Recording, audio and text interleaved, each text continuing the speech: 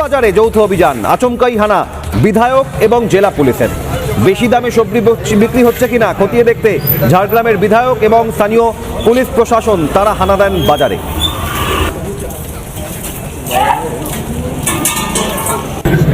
যা রেট হচ্ছে সেই রেটে বিক্রি করতে হবে। রেট লিস্ট আছে তো আপনার কাছে? যেটা দাম ধার্য করা হয়েছে সেই দামে বিক্রি করতে হবে। এটা সারা পশ্চিমবঙ্গ জুড়ে আজকে চলছে। আপনাদের মধ্যে ধরা হবে টাকা আধা কিলো। গাজরের দাম কত? যা দাম ধার্য করা হয়েছে সেই দামে বিক্রি করতে হবে।